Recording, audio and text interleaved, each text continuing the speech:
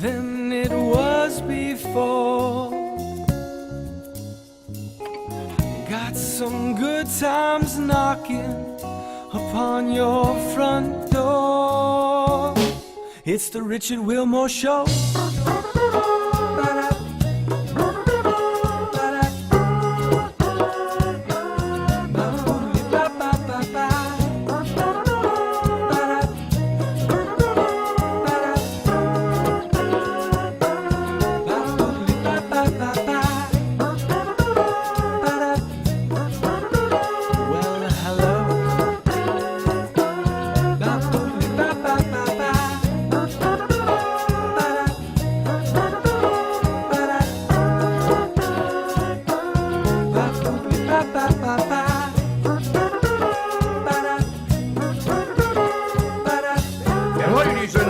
Mr. Richard Wilmore.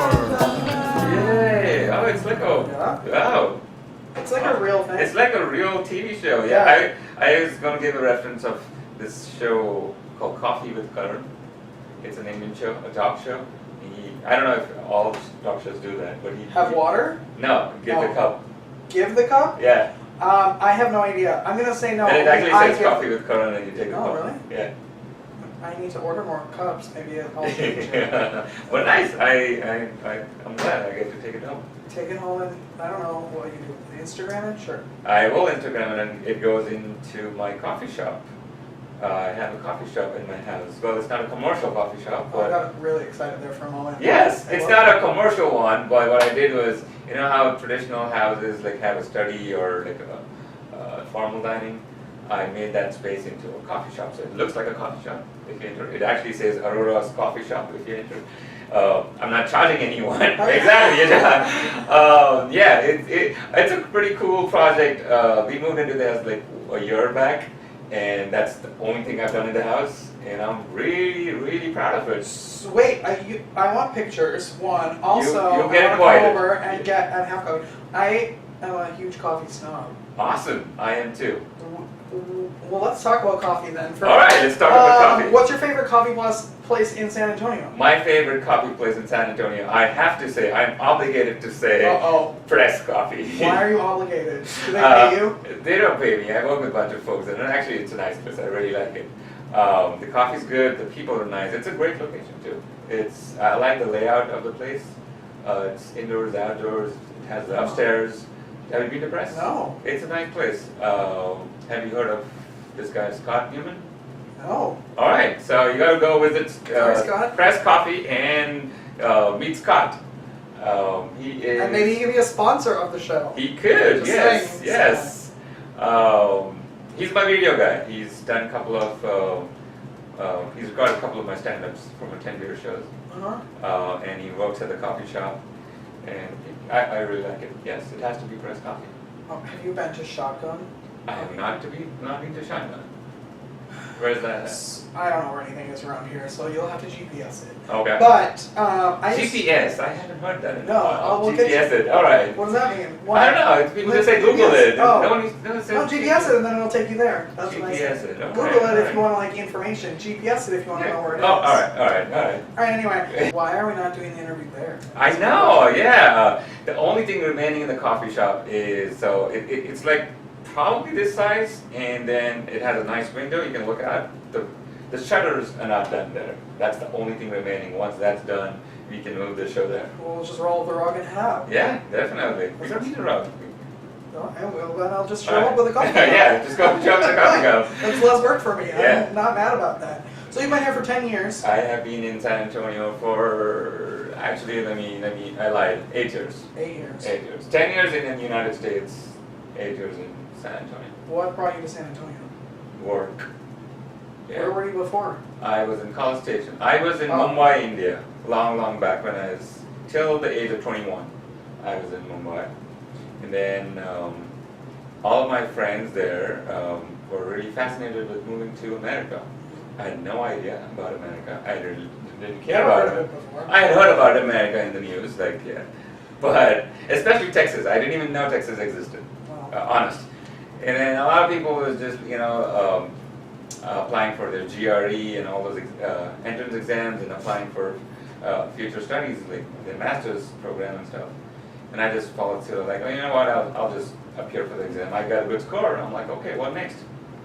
I probably need to apply for master's degree. I did. I applied to 10 universities all over America, and I got 6 rejects and 4 acceptance letters, and one of them was from Texas A&M in College Station. My closest second was Syracuse, New York, which I had made my mind, because for me, for an average, I don't want to speak for the entire world. For an average Indian, New York is America. That's all. That's at least back then. That's all used to be shown on TV. You know, like what's America? New York City. That's it. Friends. We talk about Friends in a while. Okay. But yeah, so it was all like New York City was my America, and I made my mind to go there. But it was expensive. It was really expensive. And then Texas A&M was cheap. A good school though, great school. And they offered me like a scholarship, and they offered me like a teaching assistant job. So I almost like did my master's in probably $7,000-8,000. That's it. Wow. And I got stipend every month. So it was a no-brainer, right? Came here. Yeah, why not? And then I did my internship in Wilmore in San Antonio, and I got hired. How much do you love Texas and San Antonio? Next question, please. Oh, okay. Do you ever want to like move? Like my plan is to be here for a couple of years. And so I've started to love Texas. I like Texas. I'm not using the word love.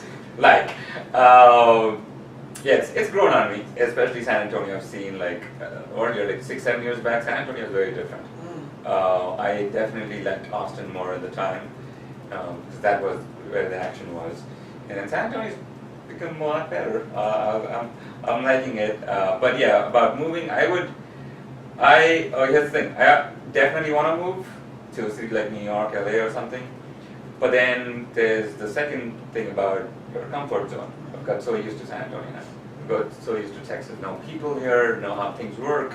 So there's always that fear of moving to a different place. So we'll see what happens. And I feel like San Antonio, I mean, I've been here less than 2 years, but I feel like it's becoming sort of a transplant city where new people are coming in, and new blood, and it's so fascinating to see all of the talent here. Right. I'm still shocked by it. How many theaters there are here, how many comics, musicians, like, there's a ton of stuff happening here. Interesting you bring that up, because I've learned that too. So when I started doing comedy, which was about 4 years back, I started in Austin.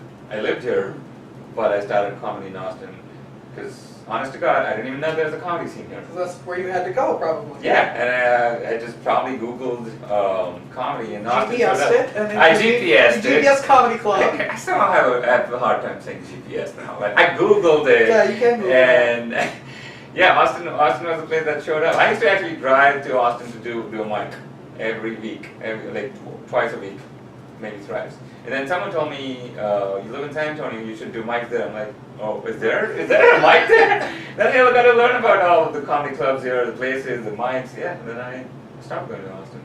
You stopped going? Well, I mean, you're traveling. I still travel for shows and stuff, but not for mics. Yeah. Yeah. What are some of your favorite things to do here? In San Antonio? Yeah. Watch Netflix at my house. Sit in your coffee shop, that's what I need. See, the only thing that bothers me, like, so I was in San Diego this last week, and I was just analyzing the city, San Diego versus San Antonio.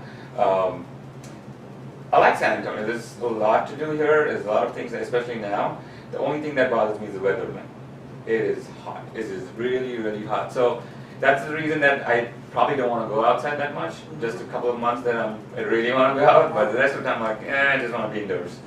But my favorite thing to do in San Antonio, go to comedy clubs and do mics and watch some shows. Yeah, I love watching movies, or I love going to shows, checking out the different theaters, Majestic, Tobin.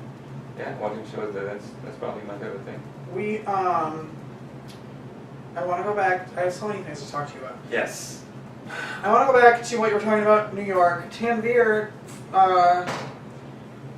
took me to see Friends, the what's it called? It's over here. The Friends, the musical parody. Yes. Okay, so you found When did you fall in love with Friends? I think when I was like 18, 19 years old. And that's what I talk about in my stand-up sets as well, that it was literally America 101 for me. And a bunch of other people like me. That's what America was portrayed to us. Like, watch this show and you learn about America. And I don't know for what reason it just hits the right note. Like, it just appeals to me a lot.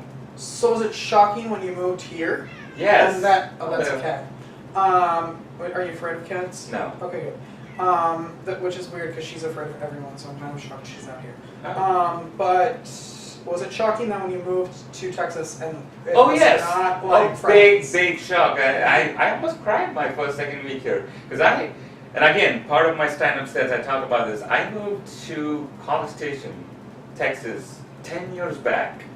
College Station's changed a lot too. Now it's a pretty cool place, but 10 years back, College Station had nothing there.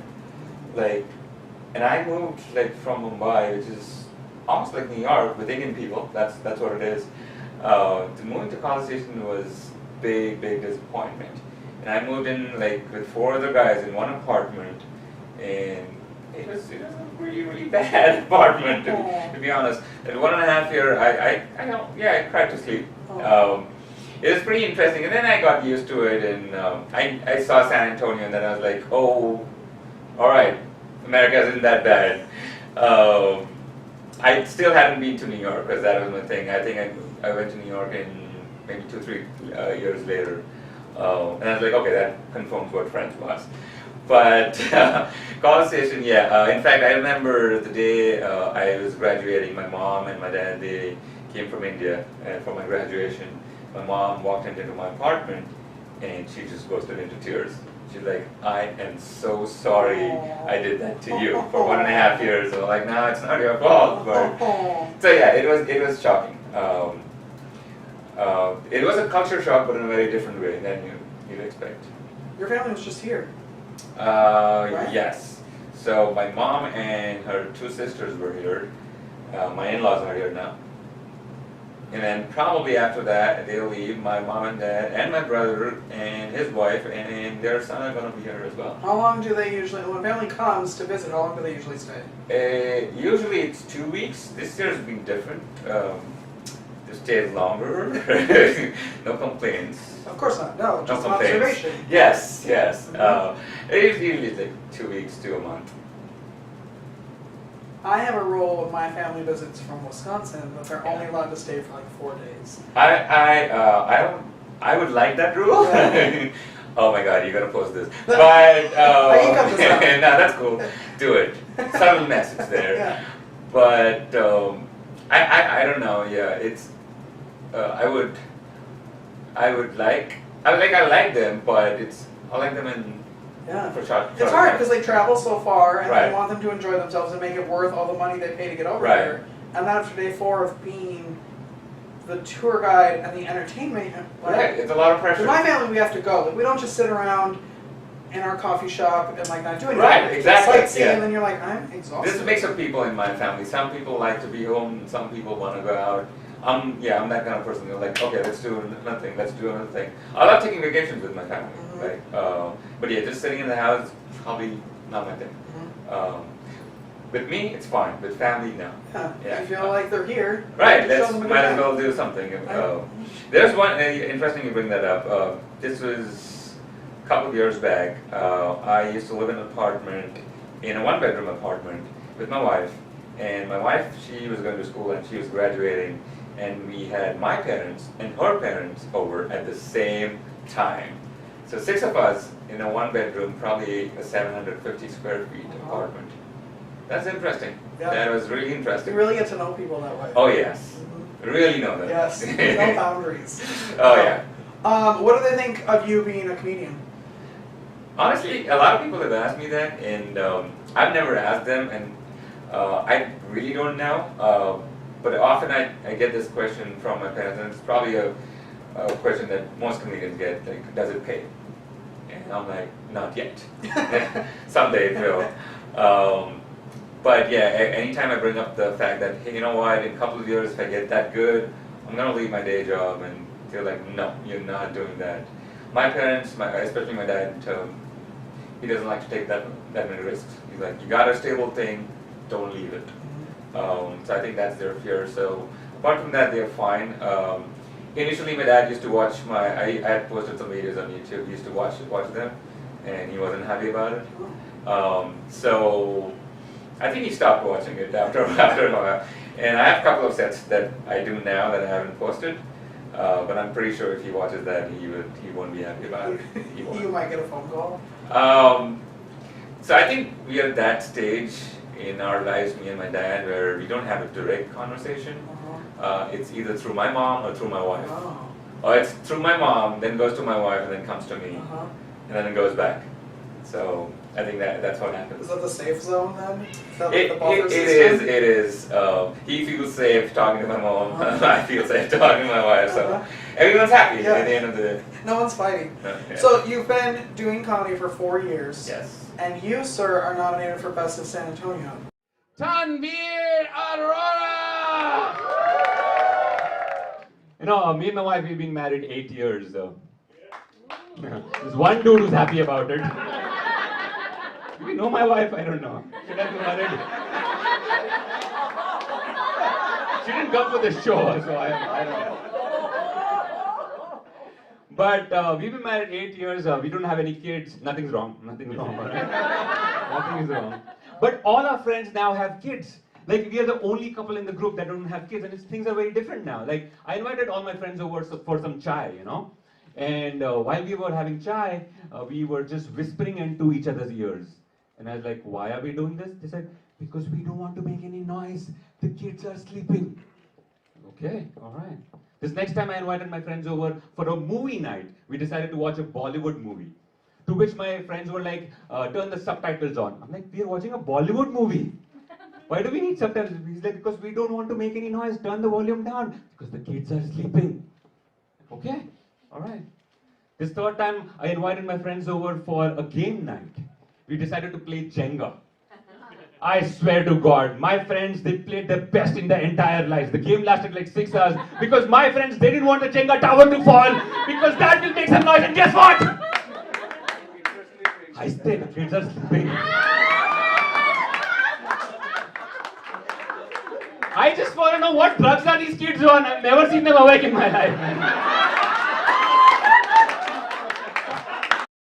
Yes, I'm surprised. How do you feel about that? I am really, really honored. First of all, I wasn't expecting, but I'm really honored, and I really thank everyone in San Antonio who's voted. I really want to thank this person, Johnny Silva.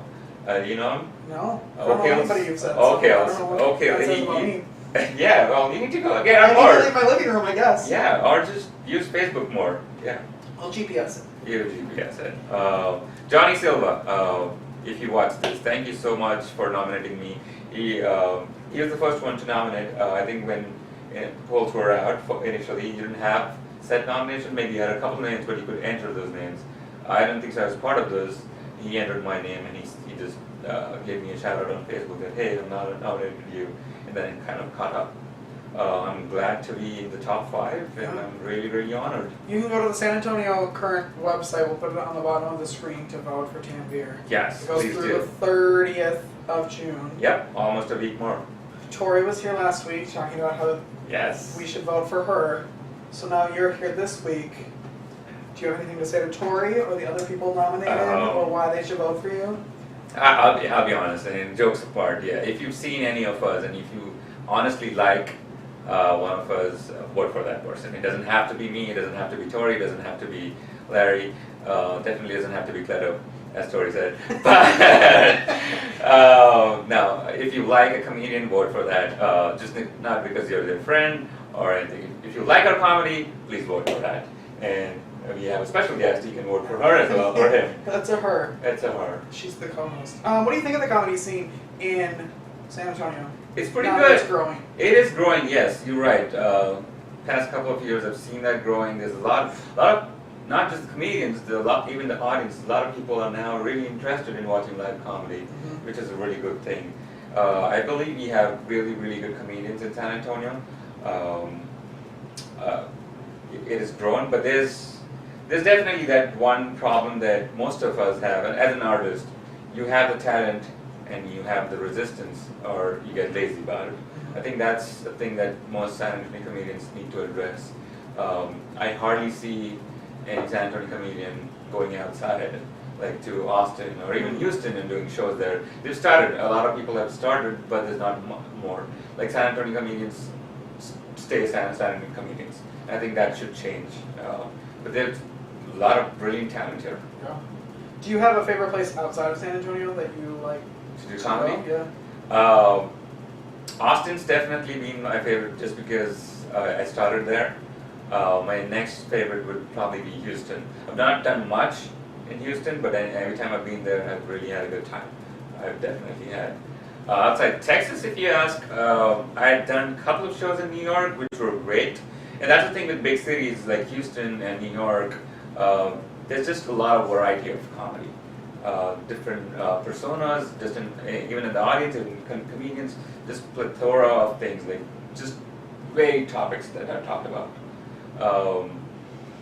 My favorite place would, just because I had the recent experience, would be Bay Area, especially Oakland. The comedy there was really good. I did a couple of shows there. They were amazing. They were really, really good. What do you have coming up? I have nothing coming up. Nothing in No, I do. Comedy-wise, like stand-up comedy-wise, I have a couple of shows that are out there. I need to plan my shows. I do run 2 shows. One is a Tanveer show. I'm still struggling to find a place to do that. Weird, I don't know what that's like. Yes, it's been fun. But yeah, once I finalize that, I need to do a couple of Tanveer shows before the year end. I haven't done many.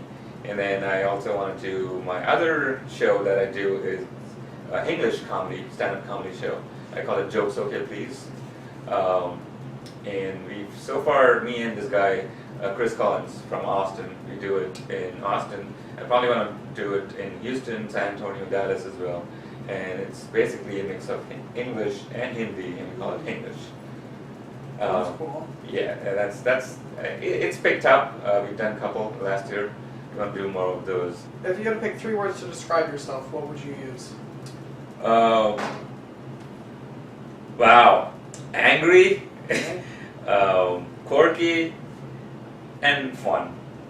Why are you angry? I don't know if it's like recent, but I've had a lot of anger issues.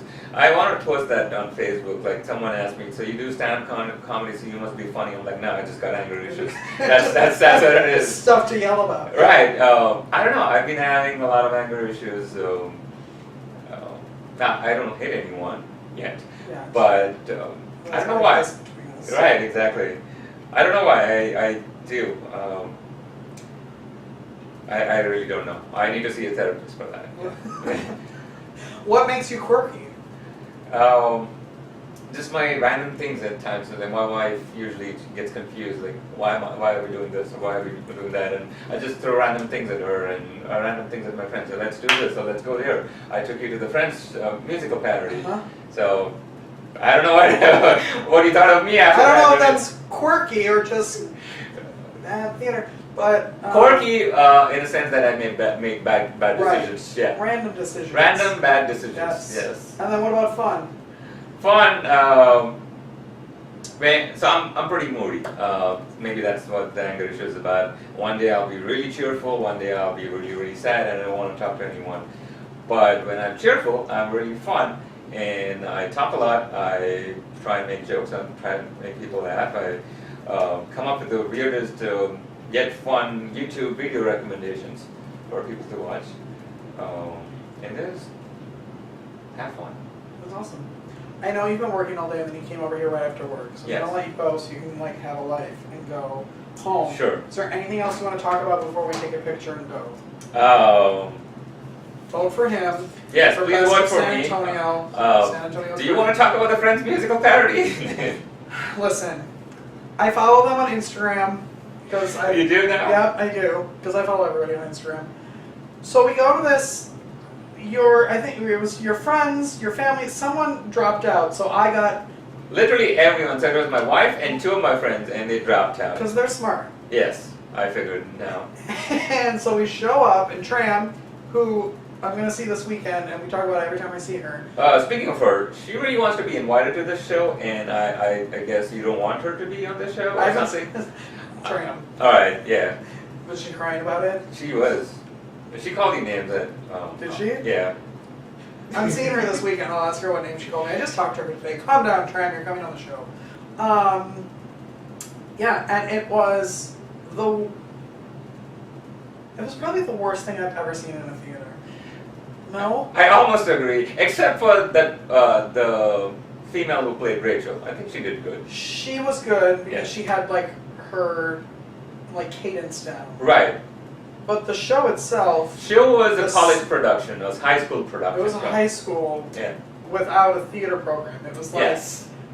the set, the clothes, and I've never seen a full episode of Friends before. Which really bothers me and kind of hurts me a little bit. I know my friend Mark hates it too.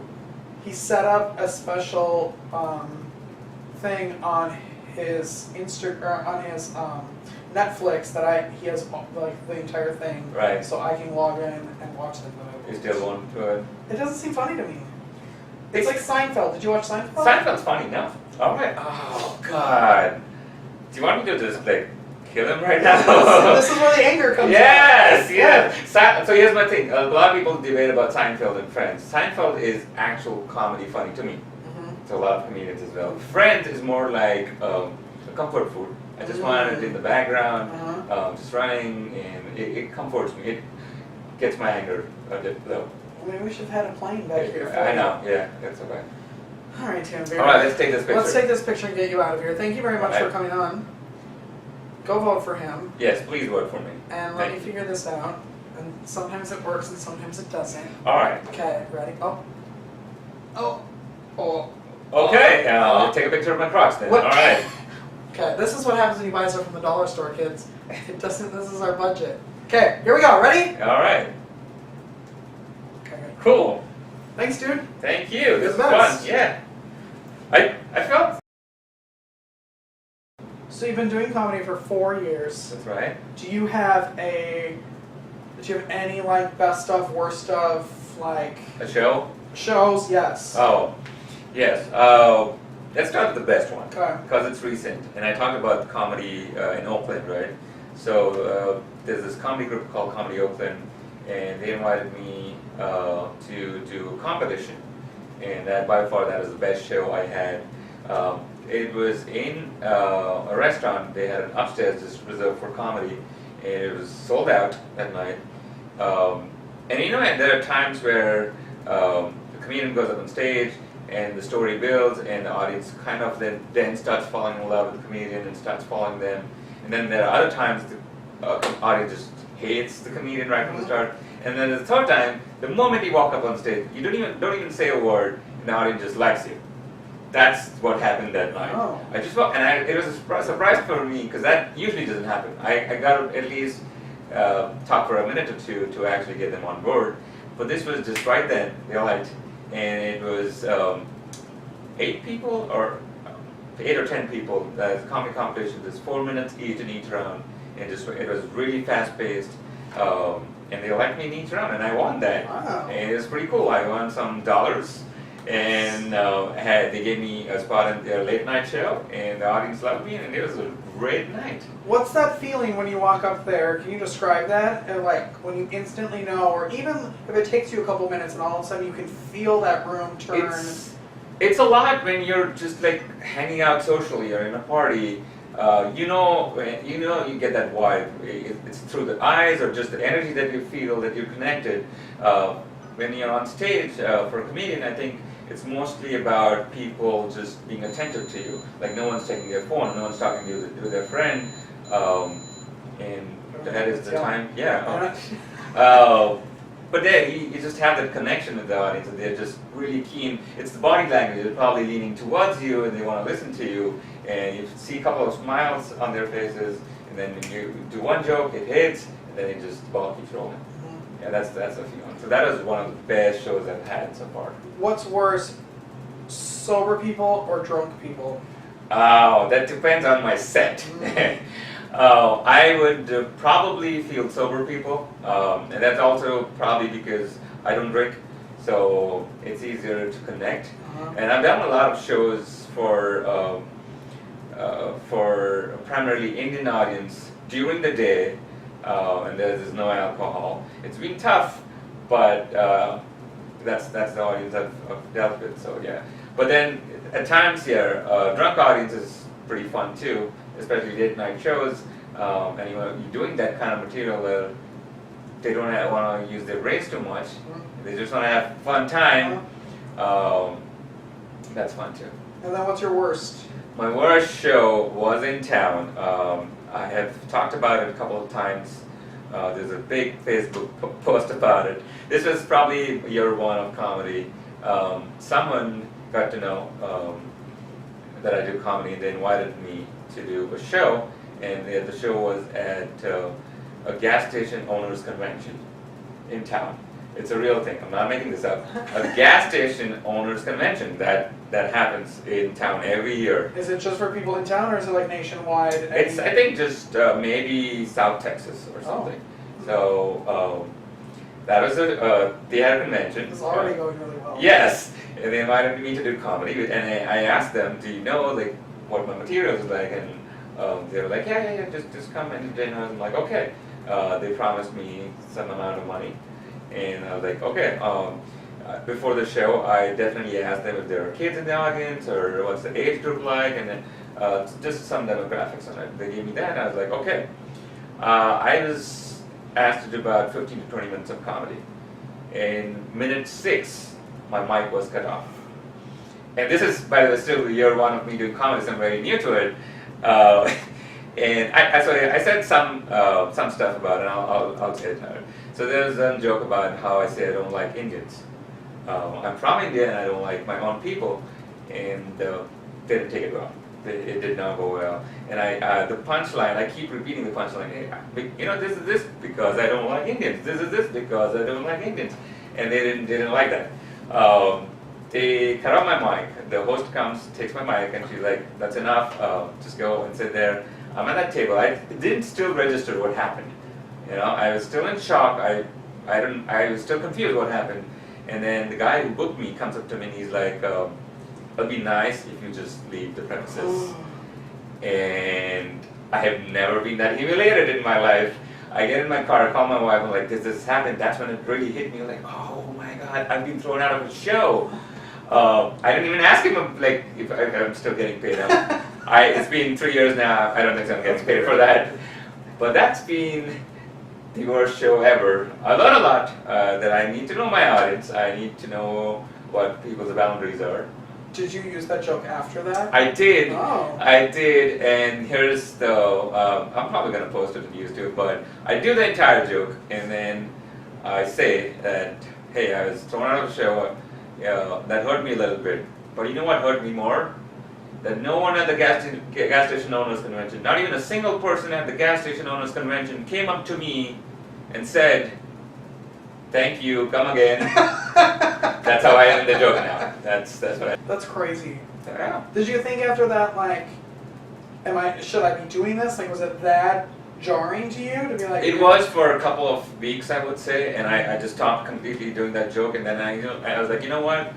No, if I believe in it, if I wrote that joke, I still do it, and definitely do it in a way that people don't get offended, or just choose my audience that is not going to get offended. And definitely I had that, the tag that I told you right now, I definitely do it with that. Sounds like a safety net. That's a safety net, yes. What got you into comedy? What got me into comedy? That's pretty interesting. All right. I guess we're not done with the interview. Yes, we're not. I mean, this is. Do you need more water? I got one sip, so it's okay. I always have been fascinated since I was a child, and I literally had this conversation with a friend of mine this morning. That when I was a kid, and that's one thing. That's one thing I have about me, that I've always felt like I don't know, probably different from society, that not accepted in society, even back in India. Just a shy little kid doing his own thing, never in the limelight. I've always had that. And then I've always been fascinated with like the glamour world, called Bollywood or Hollywood, or just the glamour world by itself. I've always been into writing, like when I was like, I don't know, 15, 16, I used to write poems and things like that, love letters, you know, but really creative ones. And then when I was about 17, I think, there was, just like you have Last Comic Standing here, there's an Indian version in India, and I just made up some jokes. I did a stand-up set, I wrote a stand-up set, recorded myself, and those are the times with the DVD, made a DVD, mailed it in. I got a call from them. They're like, all right, come on an audition. So I went there, I see all of these people that I've seen on TV before, and I go and I freeze in my audition. I just could not deliver a joke, I just froze. So the dream kind of died there, never took up that, did my master's, got a job, did the regular thing. Yeah, this is a long story, by the way. So, a couple of years back, so 4 or 5 years back, whenever, we were in Las Vegas. Me, my wife, a lot of my friends from college. It was like a college reunion. We went to Vegas, and we had a lot of fun. By the way, I don't drink, I don't gamble, but I still had fun in Vegas. And it can happen. It can happen. So we, at day 4, that was the last day, we just sat across the table and everyone got serious about their lives. Like, and there's a topic about who's doing what in their life. And everyone had really good things to bring to the table. You know, like, I'm a manager of this company, I'm going to be this, I'm going to be that. And I was like, I have a day job, that's all right, it's going on. I didn't have any plans, and I still had that thing in me that I want to do something creative. I still didn't know what. But that's what I left. I'm like, I want to do something creative, and I have, say, I said maybe I have 2 years, or 3. I said I have 3 years before I figured out what I want to do. And 3 years was me turning 30. That was my deadline to myself. That I have, before I turn 30, I got to do something. And my friends were like, no, dude, you got 2 years. I'm like, no, I got 3 years. And it was a true story. I had miscalculated my age. The shock of my life, and I'm that dumb. But I write some good jokes. I couldn't sleep that night, man. I lost an entire year. What happened to that year? I know, it just disappeared. And my wife, actually, I want to thank her. She got me into comedy that night. She searched for a stand-up comedy class in Austin at the Institution Theater, ran by this guy, Brentley Hilbron. And my wife was like, you want to do this? I'm like, yeah. I signed up for that class that morning. Everyone woke up and I was like, hey guys, this is what I'm going to do. And I signed up for the class, and then months later, some of those people showed up to my first show. Oh my gosh. That video is still on YouTube. That's awesome. Who are you, who did you watch, or who did you listen to?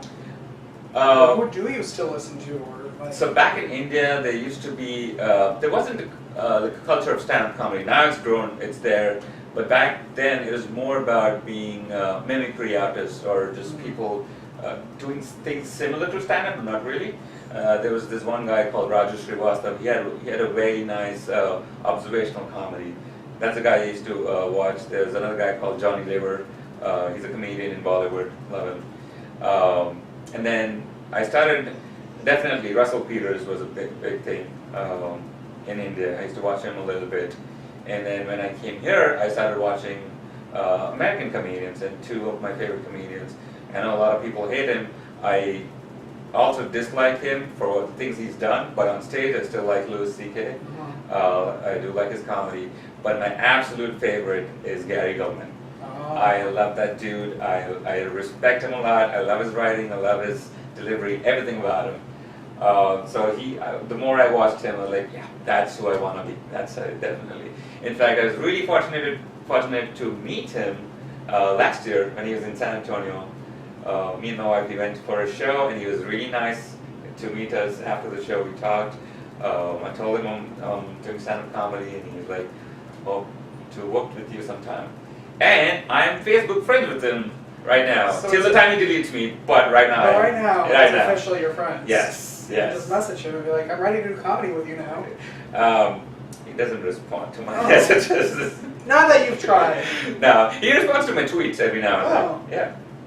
Well, can you message someone on Twitter? Yes. Instant, like DM them? Yes, you can. For people who Google and not GPS, they can do that. I know I can do it on Instagram because that's how I get most of my guests. Now, once you're connected on Twitter, you can.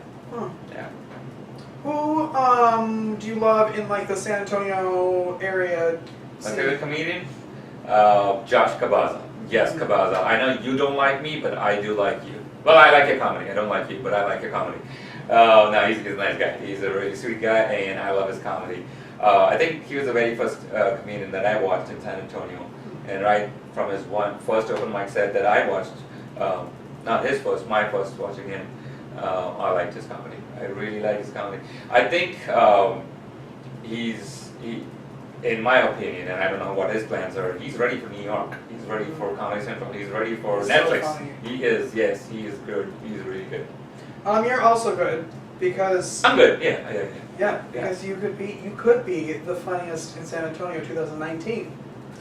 Vote for me. Vote for him. Is there anything else you want to talk about? I don't want to miss anything. I don't know. I think we're good. Okay. All right. Thanks. All right, thank you. Let's try to end this interview again. And I'll bring up Promotional consideration paid for by the following. Stacy and Coaching. The world needs your flavor of magic.